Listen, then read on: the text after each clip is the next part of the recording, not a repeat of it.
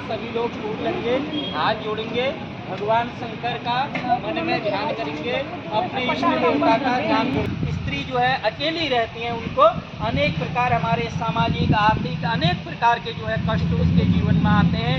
तो उन सभी कष्टों को याद करते हुए उसने सोचा घर जाके क्या करूँगी, मैं भी इन्हीं के पीछे पीछे जाती हूँ, जहाँ तक ये ले जा रहा है वहाँ तक मैं भी अपने पति के साथ जाती हूँ।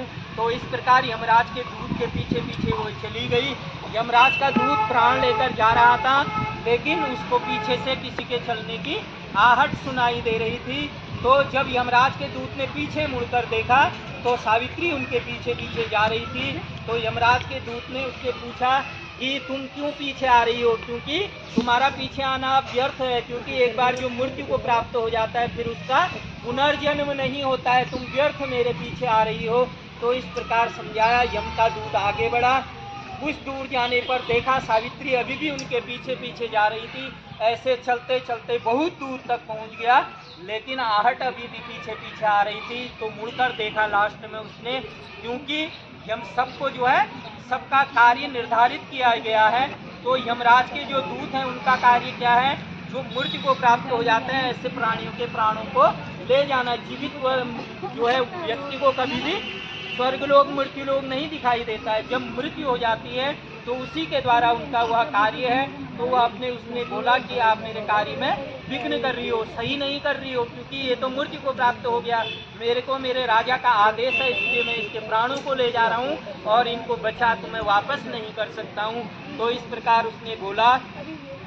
सावित्री ने उसकी बातें ध्यान से सुनी और इस प्रकार कुछ दूर जाकर जो है पुनः जो है सावित्री ने जो है सावित्री उनके पीछे पीछे जाने लगी।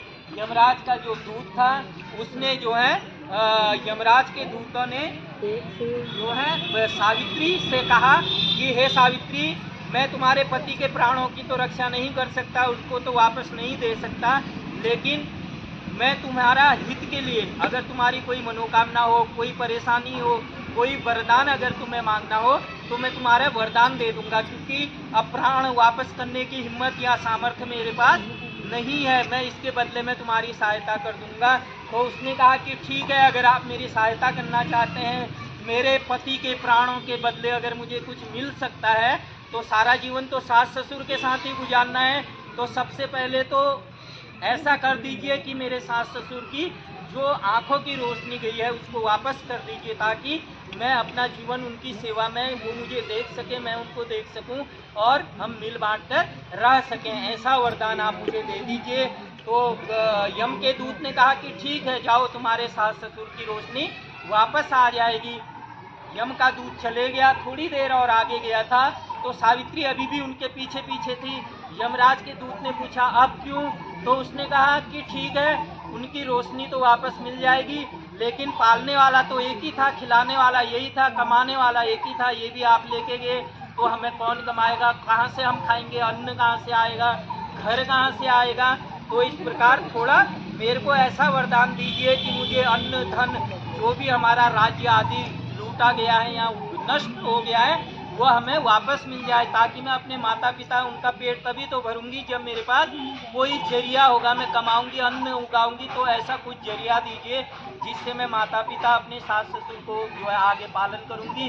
तो यमराज ने कहा कि तथास्तु, जाओ, तुम्हारी ये भी मनोकामना पूर्ण है, तुम्हारा राज्य भी तुम्हें मिल जाएगा, धन आदि सब प्राप्त हो जाएगा, तुम्हारे जाते ही तुम्हारी मनोकामना पूर्ण हो जाएगी, जाओ अब घर को चले जाओ। तो इस प्रकार यमराज के दूत ने तथास्तु कहा। यम का दूत आगे की ओर चल गया। अब पहुंचते पहुंचते बहुत दूर चले गया, सोचा अब तो चली गई होगी, क्योंकि 2 वरदान तो दे ही दिए, मनोकामना पूर्ण कर दी है, लेकिन सावित्री अभी भी उनके पीछे पीछे। तो यमराज के दूत को समझ में नहीं आया, उसने कहा कैसी है, मेरा जो है पीछा नहीं छोड़ दिया है। तो उसने थोड़ा क्रोध में आकर उससे पूछा कि क्यों तुम मेरा पीछा नहीं छोड़ रही हो, मैंने तुम्हें बता दिया कि मृत्यु के बाद वापस नहीं आता है। तो उसने कहा कि कोई नहीं, मैं तुम्हें लास्ट बार परेशान कर रही हूँ, अब से मैं जो है परेशान नहीं करूँगी, मुझे एक वरदान और दे दीजिए। उसने कहा मांगिए। तो उसने कहा मुझे जो है पुत्रवती होने का जो है आशीर्वाद दे दीजिए, क्योंकि अब मेरे अंधे सास ससुर हैं, कुछ समय बाद वो तो बूढ़े हैं, वो भी मृत्यु को प्राप्त हो जाएंगे, दोनों मर जाएंगे, फिर मेरा कौन रहेगा, मैं तो अकेली हो जाऊंगी। और एक अकेली नारी का रहना समाज में वो भी संभव नहीं है, क्योंकि उसको भी समाज कई तरह से देखता है। तो ये सारी बातें उसने यमराज से कही। कहा कि आप मुझे एक पुत्र होने का वरदान दे दीजिए, ताकि मैं अपना, मेरे सास ससुर चले भी जाएंगे तो कम से कम अपने पुत्र का मुंह देखकर जो है आगे का जीवन मैं बिता पाऊंगी। इस प्रकार उसने याचना की। तो यमराज ने तो अपना पीछा छुड़ाना था और इस प्रकार बगैर सोचे समझे कहा कि तथास्तु, जाओ, तुम अपने घर जा दो, तुम्हारी ये मनोकामना भी पूर्ण हो जाएगी, ऐसा उसने आशीर्वाद दिया। कालांतर में समय बीतता गया, यमराज की नगरी बिल्कुल पास आ गई। गेट के अंदर यम का दूत प्रवेश कर गया सत्यवान के प्राणों को लेकर। तो सावित्री भी वहीं पहुंच गई। पुनः जब यम के दूत ने देखा, आक्रोशित हो गया, गुस्सा हो गया, क्योंकि सारे वरदान दे दिए थे तो गुस्सा होना स्वाभाविक था। सावित्री से कहा कि तुम मेरा पीछा क्यों कर रही हो, बार बार ये वो सारी बातें बताई। तो सावित्री ने कहा कि नहीं, मैं पीछा नहीं कर रही हूँ, मेरे अंदर एक शंका हो गई है, आपने मुझे वरदान तो दे दिए, मैं मानती हूँ आपके वचनों के अनुसार मेरे माता पिता की रोशनी वापस आ जाएगी, उनका राज्य मिल जाएगा।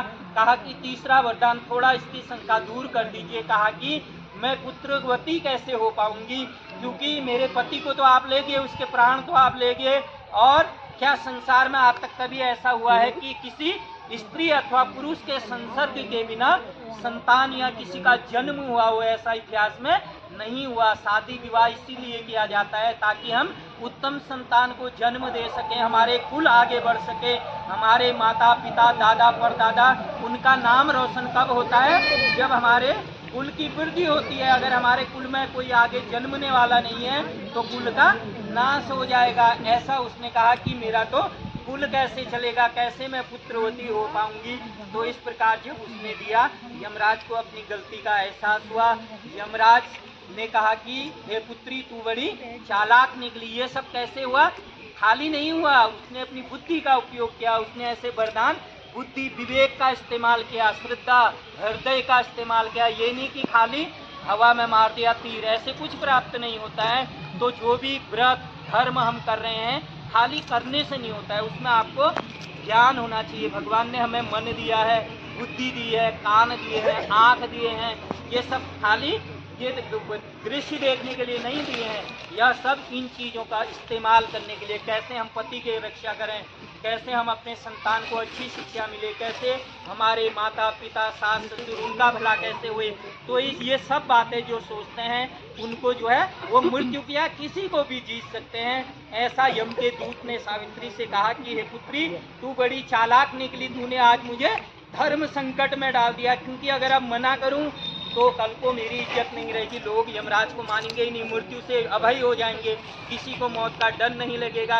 और अगर दिया तो इस प्रकार धर्म संकट में पड़ते हुए लास्ट में धर्मराज ने कहा कि तथास्तु, जा अब जो है हम वहाँ से बाहर बैठे थे, अच्छा खासा पैर में दर्द हो रही, यहाँ बैठे, बाहर नंबर तो उसी समय आया है हमारा। हम जाएंगे वो बैठेंगे, वो आएंगे, बाकी भाई कौन बोले।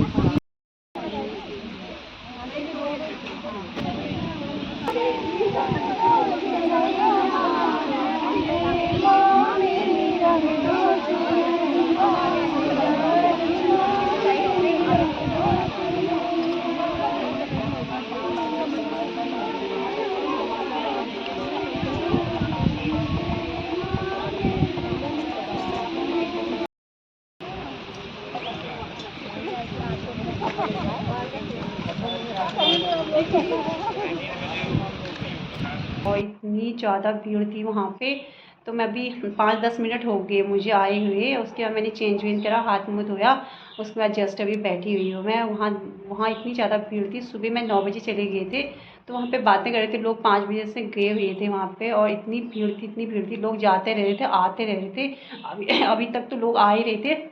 तो हम सीधे वहाँ गए मंदिर में।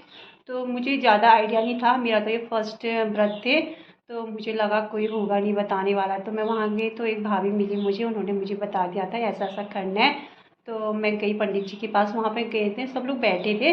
तो मुझे लग रहा था कि मेरे फर्स्ट व्रत है, और वहाँ पे अब मैं किसी को जानती भी नहीं थी।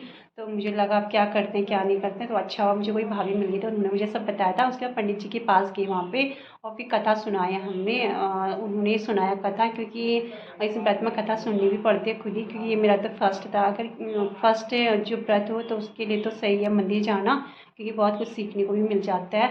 तो उसके बाद कथा वथा सुनाया। उसके बाद फिर जब हमारा नंबर आया, 2 बजे के टाइम पर आया था हमारा नंबर, तो वहाँ पे गए, वृक्ष के पास गए थे। फिर उसकी आरती वारती जो भी है, पूजा वूजा, अगर धूपबत्ती और श्रृंगार जो भी चढ़ाना होता है सब करा था। तो उसके बाद हम लेके गए थे मौली, और मौली लेके जाना ज़रूरी है वहाँ पे। मैं तो 2 मौली लेके गई थी, लोग इतने बड़े बड़े मौली लेके आए थे, तो मेरा तो एक से ही हो गया था, और 7 चक्कर लगाने पड़ते हैं। तो भीड़ थी वहाँ, और सब लोग अपने कल्चर में आए हुए थे, और पिछोड़ा उछोड़ा डाल के बहुत अच्छे लग रहे थे सब लोग, और मुझे भी बहुत अच्छा लगा। तो गाइज़, अगर आपको भी आज का ब्लॉग पसंद आए तो लाइक शेयर सब्सक्राइब ज़रूर करिएगा। फिर मिलता हूँ आपको नेक्स्ट ब्लॉग में, तब तक के लिए बाय।